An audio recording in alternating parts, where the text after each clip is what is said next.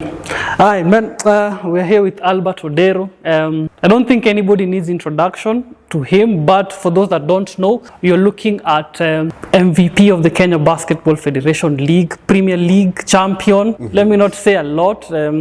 Take it away. Please introduce yourself and tell us a little bit about Albert. Albert ODERO, born in Nairobi, Kenya, grew up in the States.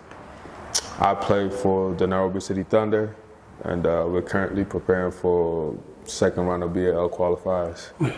So you're born in Nairobi? Yeah, I was born in Nairobi. You relocated to the US when? Like, how old were you when you guys relocated there? I think like 5, 6 years old, around there. Yeah. Which part of the US were you? Minnesota.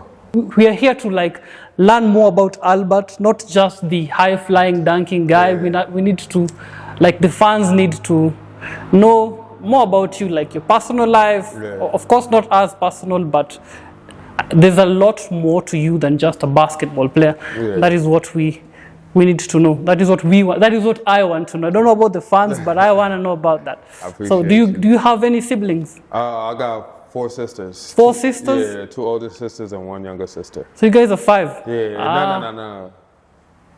1, 2. You have to count? 4. We just 4. 1, 2, 3 of them and me. When did you start playing basketball? Your earliest memory of basketball that you can tell us. I used to, when we moved to Minnesota, there was I lived in a complex where there's a lot of kids, so we used to play a lot of sports, soccer. It was a soccer, basketball, tag, capture the flag. So that's my earliest memories of playing basketball, as soon as we got to America. But it was, I didn't take it seriously until 8th grade, 8th, 9th grade. That's when I was like, okay, maybe something could work out here. Yeah. So before playing basketball, did you have any interest in other sports maybe? Apart from basketball, which other sport do you think you could have played? When I got to the States, I was playing soccer, football, call it football here. So I was playing football when I first got to the States. Didn't last that long. Then I went into skateboarding. After skateboarding, I tried actual football, like American football. But that was for 3 games, 3 weeks, and I was done. It wasn't for you. Yeah, it wasn't. You didn't like getting hit. Nah, it wasn't for me. I was tiny at the time, so it wasn't I was tiny and athletic at the time, so it wasn't something for me. It wasn't something for you. Yeah. When you went, did you leave any relatives here? Majority of my family is here. The only people that really came with me was my direct family, my mom and my 3 sisters. It was just us. Yeah, everybody else stayed back. Where did you go to school? Brim Hall Elementary School in Roseville, Minnesota. Yeah, that was my first school when I got to Minnesota. No, not Minnesota, but the U.S. It was a good school, very diverse school. We had a lot of Africans, Asians, Mexicans, Spanish. You had people from all over, so it was all it inclusive. made the transition to America a lot easier than just being in a predominantly white school and then being After you went to the US, which was your first ever basketball team that maybe you played in? We had this place called Langford, a rec center. Every single day we used to go there after school. That was kind of my introduction to loving basketball, because there'd be kids from, I'm saying places these people, some people may know hearing this, some people might not know, Como Park, Roseville, where I'm from, just schools all over St. Paul, Minneapolis that would come and just play basketball. You get to know other people, you get to challenge your skills against other people. It was fun. It was something we did every day after school. And then eventually that turned into they started making an AAU team out of it, and that was the first team I was on ever. An AAU team? What was the name of the AAU team, if you remember? Langford, it was just Langford. So for those that don't know, what is AAU compared to? Is it a league? Is it competitive basketball? What is AAU? Because I'm pretty sure anybody that has followed guys that play in the NBA, they mention AAU. Yeah. So what can you explain what AAU is maybe? At the time, the AAU I was playing when I first got to the States is different from the AAU now. The AAU when I got to the States was just yo, get the best local players, bring them in together. Like like now it's the sponsorship, there's money involved, there's a whole lot of, it's different from when I was playing, but back then it was just collective, like I said, it was different groups of players, so we just met at Langford, they created an AAU team, we'd meet together we'd practice during the week, and then we'd meet together somewhere for a tournament over the weekend and just compete against other players, other teams from other areas. So completely amateur stuff? Yeah, completely amateur. Now it's different. Now there's money involved. You could get paid in high school, so it's like a different beast, yeah. I think we have AAU here, but we don't call it AAU. Yeah. It's like the one in Nairobi, it's called the Nairobi Basketball Association League. Yeah. NBA, they play. You've been to Strathmore, yeah? Yeah, I've been to Strathmore. So like that kind of vibe is what those guys have there. Yeah. People that play, we call it for the love of the game. Yeah, for the love of the game. Because definitely you have been here and you see that not a lot of people can earn from basketball. It's a really select, really lucky people are the ones, like you are the people that have reached to the level where they can get paid. Yeah. But now we're digressing. So AAU, you've done it. How long did you play AAU for? You get to do AAU until your senior year of high school. After your senior high school, you can't do AAU. You can't do AAU. Unless like you reclassify, I go back a grade and then like get. So you played till your senior year? Yeah, I played until my senior Then year. after that, let's start there. I went to 4 different high schools. 4? Yeah, I went to 4 different high schools. I started out at Memorial High School in Eau Claire, Wisconsin. Then I went to McKinley Charter School in Wisconsin. Moved from Wisconsin to New York, went to Oneonta. I moved from Minnesota. I moved from Minnesota when I was like 8th grade, 7th grade. Yeah, we moved to New York when I was, I moved to New York when I was like, well, this is so long ago. It's fine. I moved to New York when I was going, I stayed in Wisconsin for 3 years. I moved to Wisconsin after 7th grade year. Okay. After 7th grade year, 8th grade, I did 8th, 9th, 10th grade in Wisconsin. When I went to New York, I reclassified. Okay. Yeah, so I did 10th grade again. And then I stayed in Wisconsin for, when I went to New York, I reclassified. So I think I stayed in New York for 10th and 11th grade. And then New York has some rules, like you could only do 4 years of school. After like 4 years of high school, you can't play basketball anymore. So I had to find a prep school. So I transferred to Maryland and I finished out in Maryland. Playing basketball, well, like beginning of high school, I wasn't really playing basketball. Yeah, I had to get my academics right. But like, I was still playing basketball just at the YMCA, you know, so I had to get my academics right. Once I moved, gave me a fresh start, and I took advantage of that fresh start. Yeah, got serious with school, got serious with basketball, just got serious with life. And yeah, that's when the like basketball story kind of took off. When you're saying basketball took off, did you like what was the changing point that you can say in your life where you're like, now basketball can do something for me? Honestly, when I moved to New York, I knew basketball could do something for me. I just knew the environment in Wisconsin was not the best for me. So once I got out of there, I was just like, boom, like, let's just keep it rolling. Yeah. Sorry, I'm trying to like, so Wisconsin is not in New York? No, Wisconsin is 2 different states. So you moved to New York now. Yeah, Wisconsin. So now let's say when you got to New York is when basketball now started like. Clicking, started. Everything just started clicking. My athleticism kicked in. I grew taller. I got the opportunity at my school. I got my game grew. Yeah. Your game grew. Yeah. Let's pick up from when you finished high school. When I finished high school. Yeah. I went to Binghamton University, upstate New York. When people hear New York, yeah.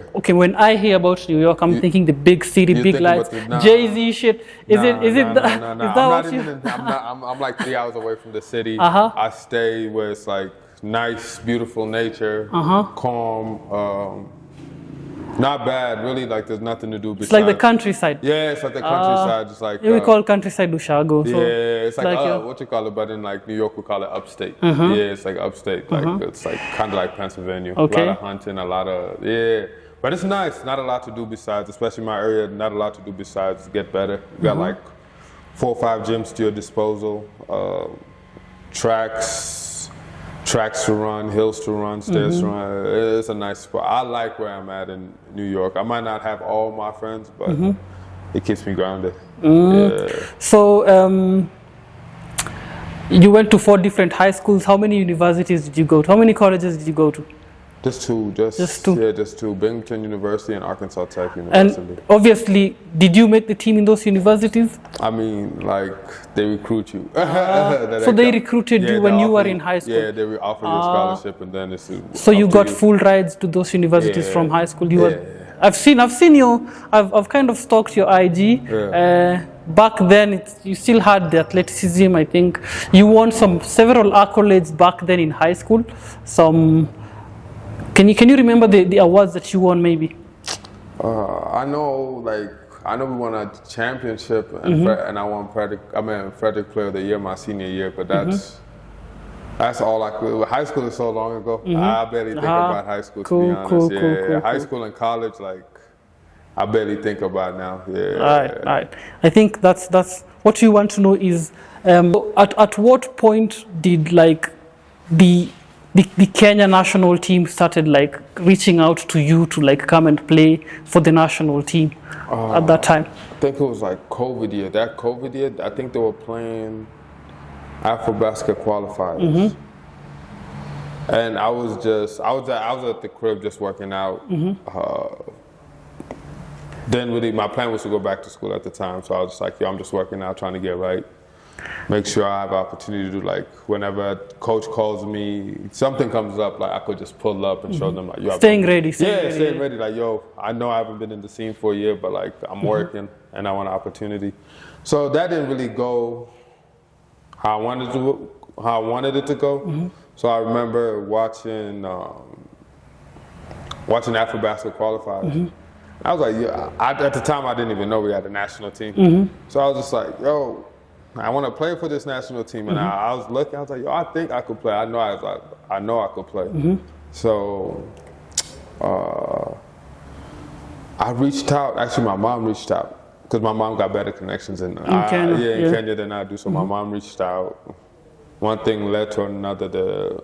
Maxine reached out to me, and we just started talking. And it was she asked me for my information, highlight tapes. We built a relationship. A couple months later, I wasn't even expecting it because she said I'd get back to you, and she didn't get back to me about something, and so I was scared. Like in my mind, I was like, man, I got no school to go to. My national team doesn't want me. Like I just don't know what to do. So I remember the day I was just sitting in bed with my dog. Like I usually wake up early, go work out, but that day I was just like, man, I've been doing this for so long. Why am I even getting up to work out?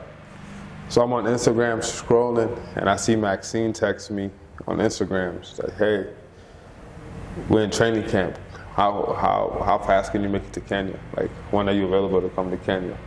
I thought about it for like 5 minutes, made a few phone calls, and I was like, why am I even making phone calls? Like, I know what I want to do. I have no other opportunity. Like, you know what I'm saying? This is a chance. Everything I've been working for, let me just go see what could happen. See what will happen. Yeah, so. When Maxine called you about coming to, was that your first time ever coming to play in Africa? When the national team reached out? Yeah, that was my first time coming. That was my first time back since I moved. Since I was 5 years old. I came back to play for the national team. Okay. And at that time it was like you said COVID year, so 2020. 2020, so 19 years. Yeah, I was gone for like 19, 20 years, came back, played for the national team. 2020, you're like 23. Yeah, 23. I was 23. You're 23 that time? Yeah, I was 23. So you came here, training camp, first time in Africa. How was it? It was an adjustment. Yeah, what you call it? It was an adjustment because, like I said, like even though I saw those guys on TV and said, "Yo, I could play with them," like coming here, it's different. Number one, it's a different type of basketball than American basketball. It's more physical. And the guys could really hoop, you know what I'm saying? When you are up in front of them, like, okay, these guys could really go. So it's just like... yeah, when you came back here, when you come into the national team setup, that's like the best of the best the country has to offer there. Yeah, it was the best of the best. So yeah, it was like I said, it was a little adjustment, but eventually, what you call it, like training camp was 2 months. First month was adjustment, but then like the second month, things started like... So this training camp, you're preparing for which tournament? Afrobasket. Afrobasket. Yeah, it was Afrobasket. So at 23, like the way I know the national team is that you probably was the youngest guy there. Who were your teammates back there? I think definitely Griff was there, Bosira was there. Bosiri, Tyler. Derek was supposed to play, but something didn't work out with his paperwork. Ogechi, right? Yeah, Ogechi. Okal, Desmond, Boozer, Bush, Situma. Yeah. Long time ago. So you guys were. Who's the coach back then? Was it? Is this Liz Mills was the coach there? So you're saying you guys had 2 months to train to get adjusted. To get right. Yeah. So you did that, and then you flew out to.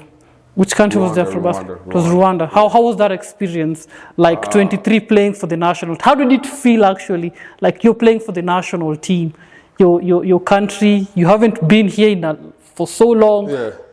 How did it feel, man? After the year I had, it felt good. But also after the year I had, in my head I was like, yo, everything is not for certain until I get on the court, until everything is like done with. Then I could like feel good. But at that moment I was so locked in because I told you I had nowhere else to go. The national team is just like, yo, we're doing this tournament and that's it. So it's not like, yo, it's not a consistent something where like I'm looking for. So it's just like, yo, it's do or die. Just a tournament. Yeah. You're just here for a tournament. Yeah, I'm here. You can't see past that. Yeah. So I was just locked in on the tournament. Like, yo, we got to perform because like this you know what I'm saying? This is do or die for. It's really do or die for me, honestly. So it's just like something has to come out of it. So then I'd say after then, I took some time. It's like, whoa. That really just happened. But before then, I was just so locked in. Uncertainty. Yeah, I was. Yeah. People don't talk much about that, but I feel like these mental health things, like when it comes to that, you don't know what's the next step for you. You don't. Especially in this profession of basketball, like I love it, but that's one thing I hate about it is because like. You never know what could happen. You really never know what could happen. You can get injured, man. You can get injured. Dropped. Somebody else will come in. Things just switch up. Like things just switch up. So how do you deal with that on a personal level? Like how do you? Obviously, you go through this every single day. How do you cope with that? Number one, I just try and make it easier for me. In terms of like what they want me to do. Like I just want to play my role. So it's like, I have a role, I have something I'm contributing to the team. I just try to make it free flowing for everybody where it's just like, all right, everybody could be happy, you know what I'm saying? Obviously not everybody's gonna get what they want, but like there's somewhere where like, as long as we win, everybody contributes, everybody's happy. So that's how I try and think about it. And also, it's basketball, it's professional basketball, you know what I'm saying? Things like that is gonna happen. So like, things in life happen. So how you gonna take it? Honestly, it's just like, you just gotta keep on going, keep on working, like. Cool. Yeah, you know what I'm saying? It is professional basketball, it comes with it. Okay. Yeah. So let's go back to 2020, you guys are flying to Rwanda. Yeah. You get there, how many games did you guys play there? 4, I believe. I think 4. SSD, Guinea, Mali. The SSD game, I remember that game watching. Yeah. That's the game where you... And Nigeria. Nigeria. The SSD was the one that you caught a body, man. Is it that game? I remember, man, I was watching that game. I love watching me, I love basketball. Yeah. I really love basketball. And so at that time, I wasn't like really into the community as I am right now, but these guys, I had watched them. So I knew most of them, but if I'm being honest, there was this thing where I'm like, if you look at the basketball community on social media, especially when the team is being constituted, people have everything to say about the team. A lot of I turn off my social media. Everybody has something to say. We are like, who is this guy coming? We've never seen this guy playing. Who is he? You get, we have a lot of expectations for our team. I think it's because of the love people have. So we're like, hey, you guys have trained for just 2 months. Everybody is not expecting big things from our team, and I feel that is wrong. So when you came, I remember watching and I'm like, who is this guy? And then you just went off. I think we were down. You like had how many points in the last quarter? I mean, you just went off. I remember that game up to halftime. I think I came in and I got into foul trouble right away. So I didn't even, and I was just mad at halftime. And me and Coach Liz had a conversation, and it just triggered me. And then can you remember what she said? I can't remember. I was mad, but then I really don't remember what she said. I do remember she did, in the beginning of the tournament, she did give me confidence. She was just like, yo, I want you to go and don't stop going until I say stop. So that already gave me the confidence. But then I think I was just mad at myself for the 3 fouls. And also I seen like my team needed me. So I don't even remember what she said, but I just remember the conversation we had. Second half, it was just a different, I just came there with a different mentality, and we came in there with a different mentality. It wasn't even me, you saw the whole team. Like defensively, we were locking up. Offensively, things were clicking. Like we just came in with a different mindset that second half. We wanted it that second half. Yeah, I remember.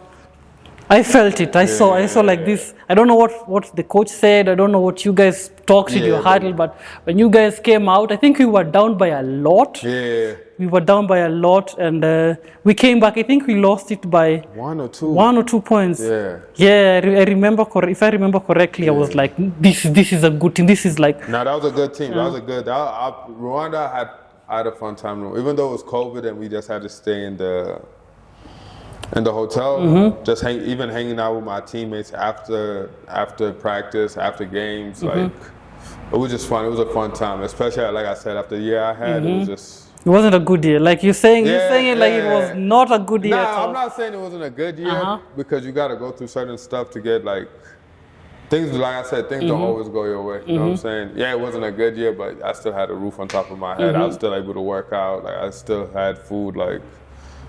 I still had my family around me, like, you know what I'm saying? But like in terms of basketball, which I don't like judging my life off of like my happiness off of basketball, but like that's how it like, you know what I'm saying? That's like kind of how it is. Like if I'm successful in basketball or like things are going good in basketball, like I'm happy in life. Like that's one thing I'd like to change in terms of like just finding something else that just makes apart from basketball. Yeah, something else that makes me happy. And, okay. So after Rwanda, now you guys came back. How was it? You said it was uncertain because you didn't know what next after the tournament. What happened then after that? Like you showed out. People now can see like there's a young guy in Kenya. There's a young Kenyan guy that can hoop. What happened after that? I had some offers. Come up to me. A few agents reach out to me. I decided not to go back to school. I was like, I'm going back to school for what? Like, I'm going back to school to do what I want to. Like now, I guess my thought process is different now that I'm 27. But back then, that I'm telling you, my thought process was like, nah, I want to become a professional basketball player. I just performed well that could put me on to a chance that could like lead to more chances.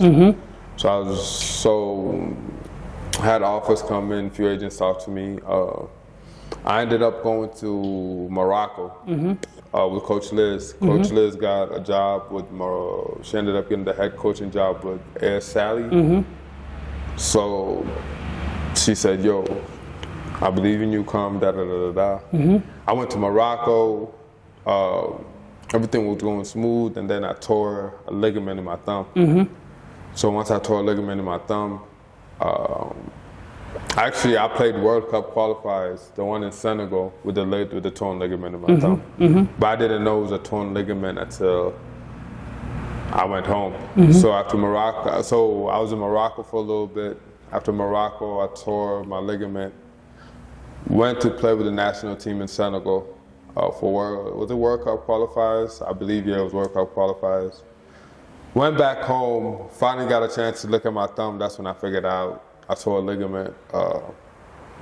By home, it's back in the States. Back in the States, back in the, but forgive me, this is when I went back to the States, I looked at my thumb, noticed I tore my thumb. They said torn ligament in the thumb. It took like 2-3 months to heal, but it took like 6 months to actually, because when I went, I don't think the procedure was, not procedure, but I just don't think everything was done right when I went back to the States, because they said, yo, you got a torn ligament. And that was it. There was no physical therapy, there was no cast, there was no nothing, like, there was nothing done after that. It was really my friend, shout out Graham Wooden, that really, he's into PT, helping athletes out. So then he noticed at the time I was shooting with my left, because I got bored and I was just like, yo, I'm just not sitting at the house anymore. So you tore the ligament in your right thumb? Yeah, I tore my right thumb, so I started shooting with my left. Then he was just like, he used to work out with me at the time. He got irritated. He was like, yo, I'm tired of you shooting with your left. Like, we got to get your right back. Here's some, so he got me on some rehab stuff. A rehab regimen, he got me on a good rehab regimen. Started telling me like, yo, you just got to start having confidence shooting with your right. I know your thumb feels funny, or that your grip doesn't feel as strong, but it's not going to get as strong if you keep on like neglecting it. So got my thumb right. Had another opportunity for second round in Egypt. Went to second round in Egypt. After second round in Egypt, I got an offer in Spain. Second round of what? World Cup qualifiers. Yeah. Oh. After that, went to Spain, stayed in Spain for a little bit. Stayed there for a little bit. Work visa, I couldn't obtain a work visa, so they was like, yo, you gotta go home. Went home, was bummed out about the two situations, so at the time I was just like, I went home. It was a work visa, and I also had an injury. I came back at the same time I had an ankle injury. So at the time I was just low, didn't touch a basketball. I went like 2 months without touching a basketball. Without doing nothing, I was just like, yo, I just need a break. Like, I tried back-to-back things, it didn't work. I just need a break. But then, honestly, I was like, yo, I just gotta start trying again. What really got to me was like, after 2 months of sitting down, like my body started aching from not working out. So I was like, yo, something has to. So I started going back to the gym, and I was like, yo, I guess I kind of just like hooping, went back into it, went to tryouts, had tryouts for a semi-pro team, in the States. That didn't go the way it went, but like at the time I wasn't so like mad about it. Like after after the situation in Senegal, not Senegal, my bad. Spain. After the situation in Spain and the Morocco, and then I was just like, yo, it is what it is. Life goes on. But doing that tryout, I met a good friend, Jamie. He really helped me out. Like, he was just like, yo, bro, I live 2 hours away from you. Like, if you ever want to come and just hang out, just play bad, like, we could get better. Like, you know what I'm saying? I could tell you work on your game, I work on my game. Like, you could just come over, we could lift, shoot, hoop, you know what I'm saying? Like, we were all, like, we interested in the same things. And at the same time, I didn't have somebody like that where I'm from in Oneonta. Like, I have good basketball players around me, don't get me wrong, but I don't have that, like, other guy with a friendship, like friend. Nah, like just a professional mentality. You know what I'm saying? Like the way he approaches the game is the same way I approach the game. Like workouts are scheduled. He knows what he's doing. He knows what he's working on. Like it's just not like, yeah, he's playing basketball for fun, but he's like really trying to get better at it every day, and he does it in a serious manner. So we clicked off that. So that summer he introduced me to, he took me down to Philadelphia, introduced me to Pro-Ams, started playing in the Pro-Am, 2 Pro-Ams in Philly, introduced me to some more professionals. Like he brought me around a good environment of basketball, and I was like, yo, I like basketball again, like this is fun. And I was actually like, and at the time I was playing against good people too. And I was performing well, like I was doing things I was doing in my world. I was like, okay, so I can play, like despite all that thing, all the things that happened in like Morocco, Spain, like that takes a toll on you because in your head you're like, damn, am I really good enough? You start questioning. Yeah, you start, oh, like, is this really it for me? Like, is this the thing for me? But then like that kind of helped me like regain confidence, love, like passion to pursue. Like, let me like do this. Then I saw the Nairobi City Thunder, but I didn't really think about it. I was like, they're just doing their thing. I came here for 3-on-3, 3x3, asked me to come here. So came That's here. the national team again. Yeah, There's another call-up. Yeah. So far you had the Rwanda one, then the Senegal one, and the Egypt one. So the 3x3 was your 4th call-up to the national team. Yeah, fourth, I believe. Okay. Yeah. So I think this is something that people need to like take seriously and talk about. I'm actually glad that you're talking about it that way, because when people see you right now, they think that everything was smooth sailing. They don't see the back end of it all. Like, and things is still not like, things is better now. Thank God. Very thankful for that. But you know what I'm saying? Things is not still where I wanted to be. Like you still, it's like it's an upward battle always. You know what I'm saying? But it's like, do you have the right mentality for it? Because some people would break and be like, I don't want this. But like, same time, it's everything I asked for that's coming. Yeah, I know. People are gonna watch this and be like, Kenyan Airways had once thought about not playing basketball again, man. You know, people would not believe it. I'm pretty sure. Like even me right now, from where I'm seated, I'm like, wow, cause you just had a good tournament in Rwanda. So from that high, you can come as low as you got, like you're saying. So yeah, shout out to that guy, Jamie. You said his name was Jamie. Yeah, Jamie, shout out to Jamie for like picking you up and like for him we can see this guy right now. So 3x3, that was the one that you guys went with Ariel. Where was it? Fahim, and Electric. And Electric. Where was it at? Egypt. Yeah.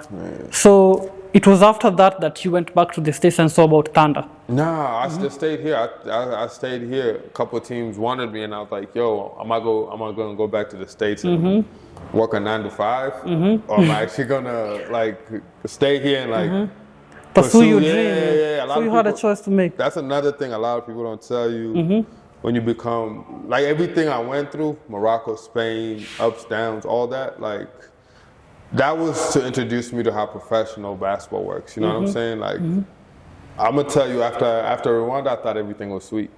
You know what I'm saying? I thought like, yo, I should be getting all these contracts, all the people should be after. You know what I'm saying? Like, but it's really not like that. Like, this is a thing where you gotta constantly prove yourself over and over and over. All the again. time. Yeah, you know what I'm saying? You gotta prove yourself. Like, yo, I'm here and I'm here to stay. You know what I'm saying? You gotta prove your value. So, coming off that. It was good that God brought me back down to earth. I'm like, yo, this is exactly like I'm gonna give you what you asked for, but this is what comes with everything that you asked for. Like, you know what I'm saying? It's not all like you said. People probably look at me and said, oh, it was smooth sailing, but it's not glitz and glamour like I probably think it was for like these NBA superstars that you know what I'm saying? No stories ever glitz or glamour. Everybody went through something. Yeah. Why didn't you join any team? Let me ask you that. Join any team? Yeah, at that time when you said you're still here, I didn't even know that you were here. Yeah. Like the first time I saw you, like up close and personal, was in Nyayo last 2023. When I was working out with Ken? Ken? When you were working out with Ken. Yeah. That was so. After the 3x3 stint, you came back to Kenya. Yeah, we came back to Kenya. Yeah. So that was when the it was like a year ago from now, like November. I came here like November 26th. A week later, we left for 3-on-3. So a month from now. Yeah, a month from now, a year ago. So which teams recruited you? Top teams, Equity, KPA, and Thunder. Yeah. At that time, had Thunder like restructured itself to how? But it was last year. It was the first year the new Thunder was like beginning of last year. So I saw what they were doing. I saw they were undefeated. Then I talked to management and I saw their goals. Like their goals, like we want to make it to BAL, but also like we want to boost the ecosystem of Kenyan basketball. And then we talked. Like I just like their goal. Their goals aligned with mine. They gave me a good opportunity, and I felt like it was the most. No shade to no other team. I respect every other team, but like I just felt like it was the best professional environment, best environment for me. So I was just like, yo, why not come back and play for them? You know what I'm saying? They're serious about going to the BAL, and as you see, with the people we got this year, like we're very serious. So, yeah.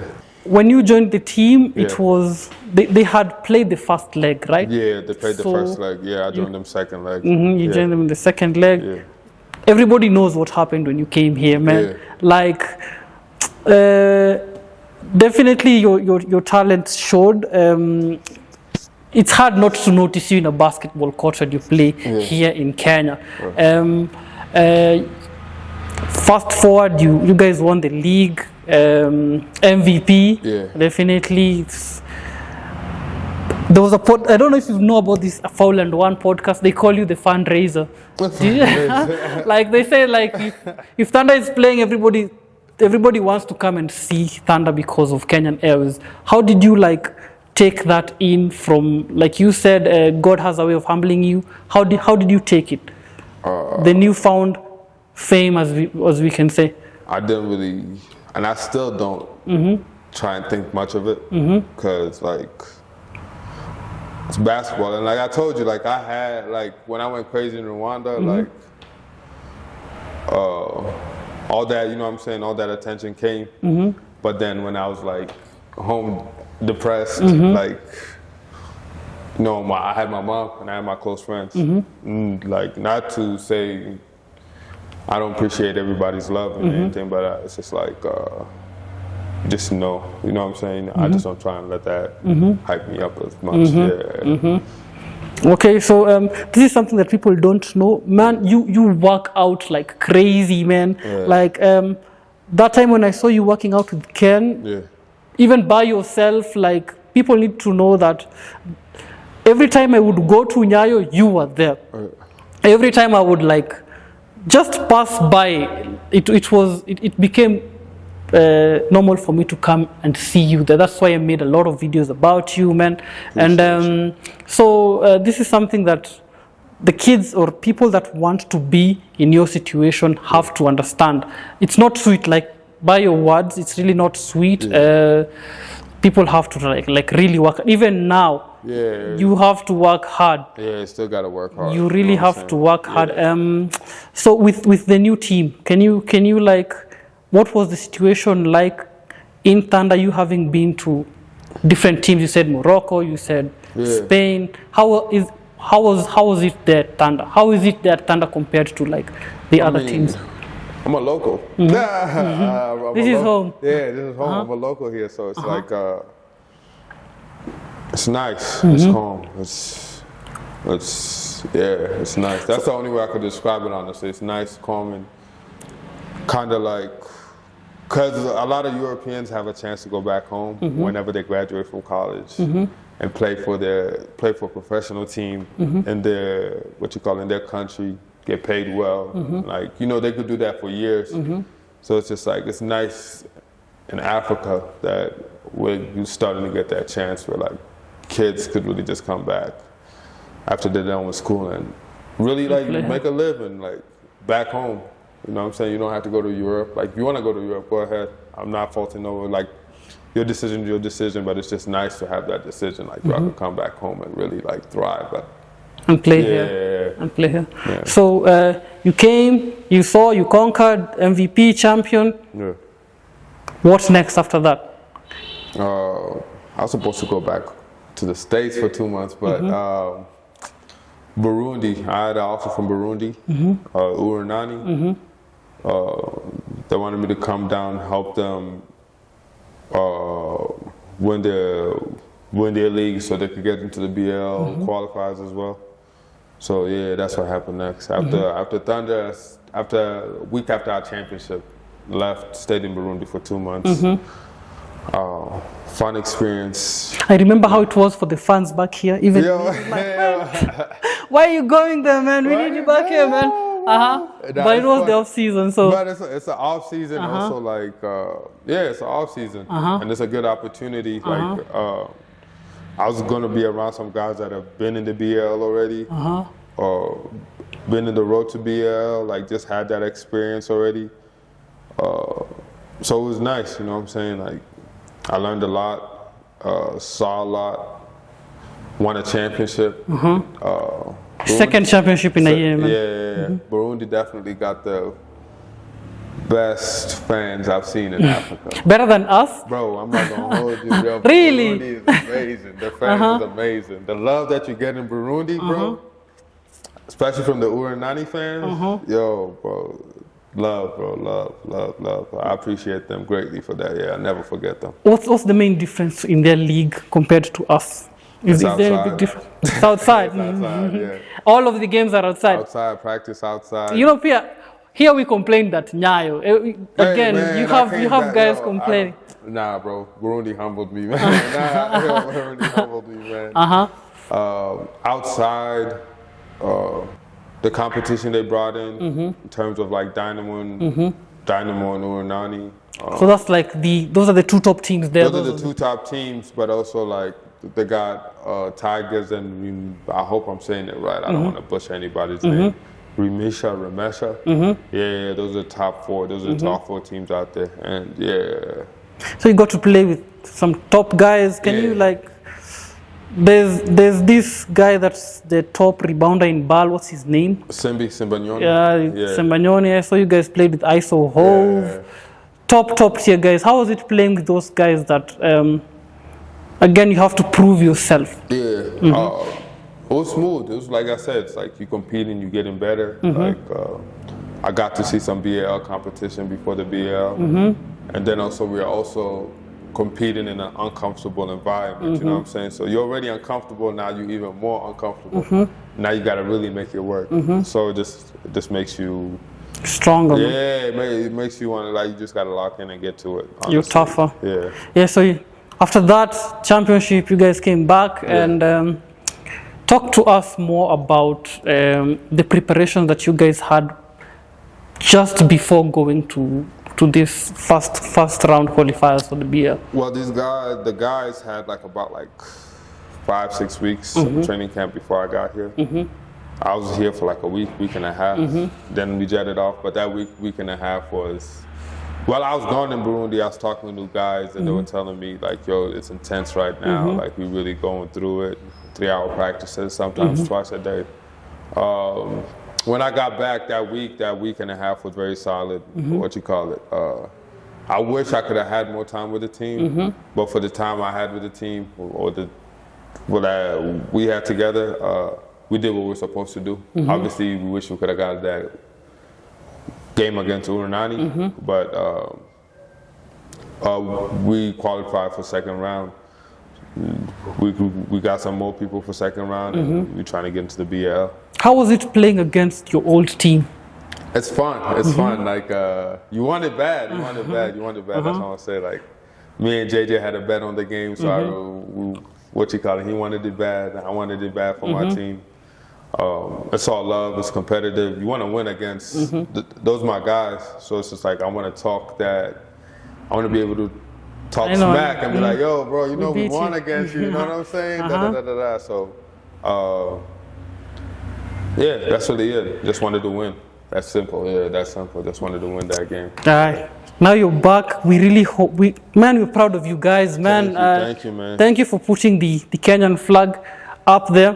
People call you Fowland One call you the fundraiser. Yeah. People call you Kenyan Airways. I call you the flag bearer, man. I don't know if you guys can zoom. This guy has a Kenyan tattoo on his.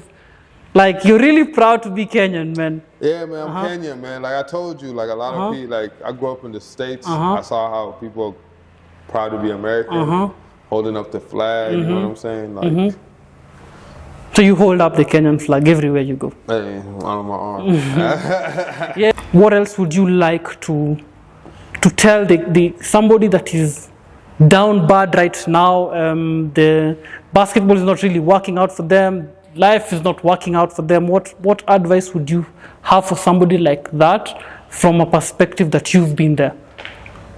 One thing I'd say is, it's cliche, but keep going. Like, honestly, keep going. Find a support group. You know what I'm saying? Not everyone's for you. Even if it's one person, like, get that person. You know what I'm saying? That one person understands you. Make sure, like, what you feeling. Not like, you know what I'm saying? But like, you gotta have that support system. That support system keeps you going. Believe in yourself, and honestly, like, read your Bible in the morning. No, honestly, do you read your Bible? Yeah, like, read your personal, like have like a. Some people might look at this and be like, but like, really, just have a close relationship with God. Take that time with God. Take that time to talk to yourself as well, and also, like, what you're talking to God about. Like, you're just not gonna sit down. You're gonna give it to you. Like, go get it. You know what I'm saying? Reach out to people. Get out your comfort zone. You're not gonna get somewhere being comfortable. Like, I thought I was gonna get deals sitting my ass in America, honestly. You know what I'm saying? Nobody told me, like, yo, if you wanna really do this basketball thing, you gotta, like, really go back home so you have more opportunities. Now, you know what I'm saying? Like, there's a lot of sacrifices you're gonna have to take. Like, really look at yourself and ask yourself, do I got God in my life? Am I doing the right things? Am I actually taking a step in a direction, or am I just working out, not hitting up nobody, no film, no, like, nothing, and just, are you even working out? You know what I'm saying? Be honest with yourself. But, like, honestly, keep going and have God in your heart. Cool. What about the kids? There's kids looking up to Kenyan Airways. Like, you flying high, man. Professional player, national team player. What advice would you have to those kids and how they see you right now? I always tell kids that, like, you'll be better than me. You guys are the future, honestly. You can make more money than me. You could be better than me skill-wise, shooting-wise. Like, I want these little kids to be better than me. Like, but can you believe in yourself to be better than me? You know what I'm saying? Like, it starts with you. Like, are you really putting in the work from a young age? Like, that's how you get ahead. To work. Just work. Just telling people to just work. Just work. Listen to your parents. Believe in yourself. Make sure you're working on the right stuff too. You know what I'm saying? Like, really, like, for me, I like my pull-up. So it took me like 6 months of work just to get a nice pull-up. You know what I'm saying? But guys don't have that type of patience.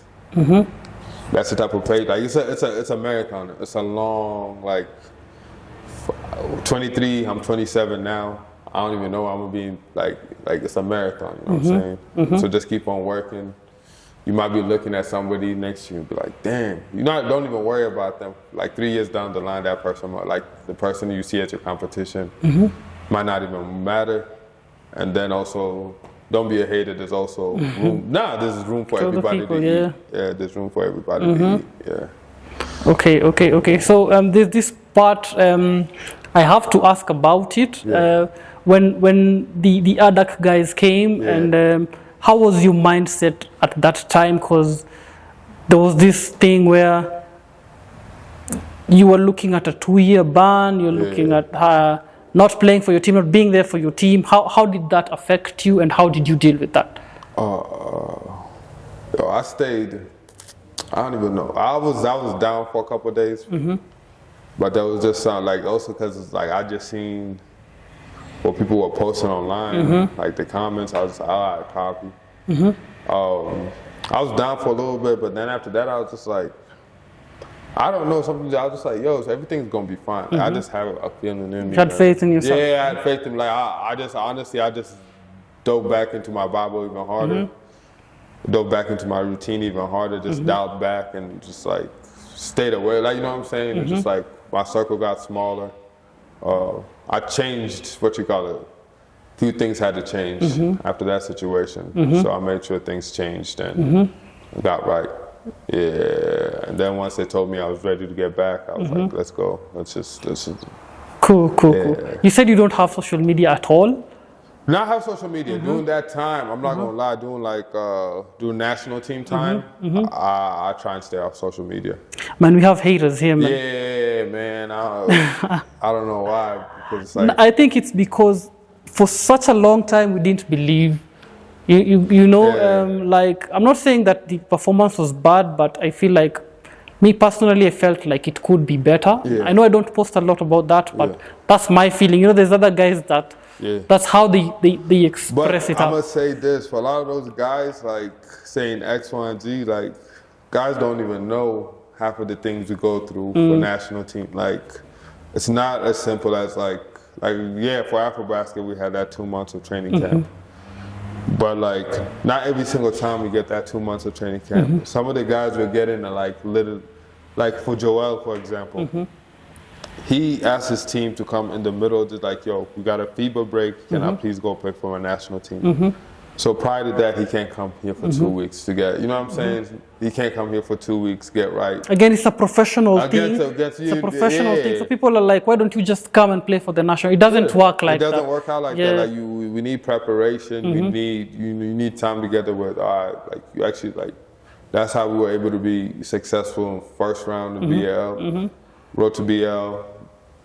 This preparation we're taking right here hopefully could lead to success in the second round too, but like, you need to be prepared when you're going to that type of, you're playing, like you said, you're playing professionals, not playing amateurs. You just can't go out there and play scratcho. It's just not going to work out. It's not going to work out against people who are doing X, Y.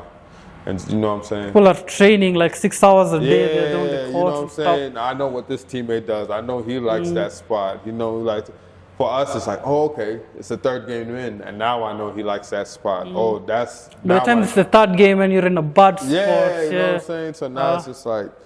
But like I said, a lot of people don't know what we go through to the national team. But at the same time, like, it comes with it, like I told you. It comes with... The criticism comes with it. Just got to deal with it. Just got to... At the end of the day, those guys are not in your position. You know what I'm saying? They don't understand. Yeah, they don't understand. I have gotten the privilege to see how Thunder trains. I've sat in some of the practices, and I can say, man, it's not easy. Like, you guys train for like 4 hours a day with the coach and the whole team. Then you have to go and talk us through. Can you maybe talk us through a typical day in the life of Albert? When you guys have practices, do you have your own shit to do? Can you maybe? Tuesdays and Thursdays, it depends because our schedule is different. Like today was Monday, we have practice in the morning. Get your shots up, gives you, we have rebounders, so like you get like an hour in of work, 45 minutes in of work. Before practice, if you want to, or after practice. So you either pick one of the or both, do your 15-15 practice, and then you're done with your day. But prior to that, I wake up at like 6:30, go lift, come back, eat, go to practice. After practice, my day is done. Go back, relax. Tuesdays, depending on how my body feels, got that. Monday, Tuesday, Thursday, sometimes Friday, depending on the schedule. We're lifting in the morning. Strength and conditioning in the morning, 7 a.m. Monday, we usually have Wednesday, Thursday, and Friday. We usually have practice in the morning. So after that, we go to practice. And Tuesday, no practice in the morning.